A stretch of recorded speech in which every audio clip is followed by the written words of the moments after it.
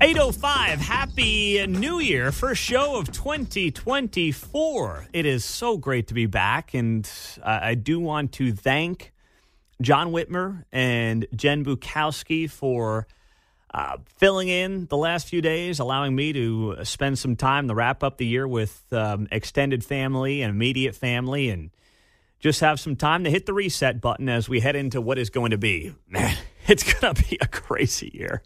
It really is. I can't wait. It should be a huge year for us, especially now on 95.7 FM, but it is going to be a wild year. So with that being said, I was thinking about it yesterday. I said, what are the top 5 stories going to be in the Kansas City region? And I put the list together last night, and I want to share them with you here on KCMO. We'll talk to Nick Haynes about this next hour at 9:05 of Kansas City PBS. But here are my top 5. I'll count them down from 5 to 1.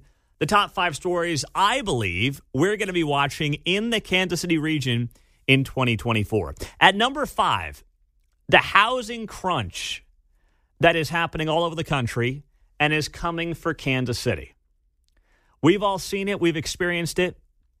The rise in housing costs in this region has gone up extensively over the last 12 months or so. Kansas City in 2023 saw the highest increase in rents in any major American city in the country. The BlackRocks, the Vanguards, I believe they're coming for Kansas City. Why? Nashville, overdone. Austin, overbought. Don't want to be in any, San Francisco's or New York's right now. You're not going to buy into those places. I think there are cities in the Sun Belt that are going to be hot commodities when it comes to housing, like the secondary cities, the Birmingham, Alabamas of the world, the Fayetteville, Arkansas. And I think that Kansas City is going to be on that short list for a lot of big-time investors to start dumping money into the housing markets in this town. We've seen it happening, but I believe Kansas City is going to be next on their list. How does the region handle it? Do they expedite single-family home builds, or does the government get more involved? Do groups like Kansas City Tenants continue to push their way around? City Hall in Kansas City, Missouri, they should not have a single say in anything that goes on in this town. I mean, they are essentially a communist organization.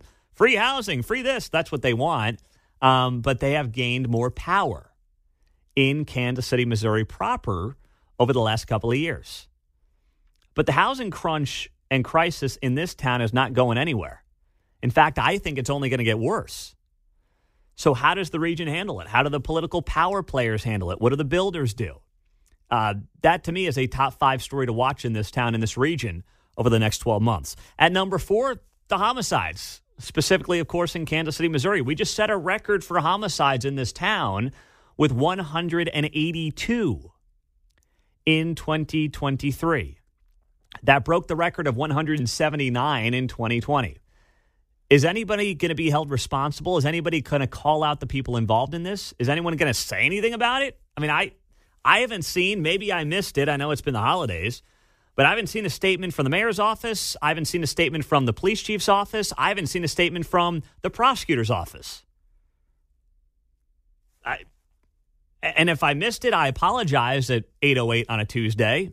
I know I tried to take some time off, so if I missed it, I'll apologize tomorrow, or somebody send it to me on the text line at 913-408-7957, but I'm pretty sure I didn't. And we are anxiously awaiting, the police chief did tell us on this show a couple of months ago that there was going to be a comprehensive crime-fighting prevention plan for 2024, so apparently that should be coming out any day now, right? I'd like to think so, considering 182 people were just slaughtered on the streets of this town, which is a record. But we'll have to see what the future holds on that front. Meantime, by the way, KCK just had a 3rd straight year of decreasing homicides in that city, so go figure. Number 3 for top 5 stories to watch in the region in 2024, the Missouri governor's race. It's going to be interesting to see how this plays out in a primary that includes Secretary of State Jay Ashcroft, Lieutenant Governor Mike Kehoe, and flamethrower State Senator Bill Eigel. And I say flamethrower in a complimentary way. because he's the wild card in this whole thing that no one's going to be able to predict. And maybe there's somebody else. Maybe there's a self-funder. There could be somebody else who still hops into the race here in the next couple of months. But it will potentially change the direction of Missouri for the foreseeable future, depending on who wins the primary. Now, whoever wins the primary should win the general election with relative ease. I don't want to say double digits, but easily 5 to 10 points, I would imagine, in Missouri with the makeup of the state right now. But who the heck knows? The primary, which is going to last through August, is going to be a lot of fun to follow, kind of like the Senate primary was back in 2022 in Missouri with Eric Schmidt, Eric Greitens, and all those guys. Billy Long, that'll be a lot of fun as well. And this will impact number 2 on our list of top 5 stories to watch in Kansas City in 2024, and that's the future of our stadiums, Kauffman Stadium and Arrowhead Stadium.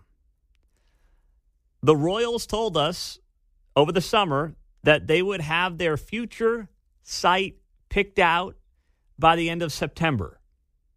At this point, who the heck knows if we're getting it by the end of September of 2024? It is the new year, and the Royals have not said a word about where they want to be, despite their own self-imposed deadline that is now more than 90 days old.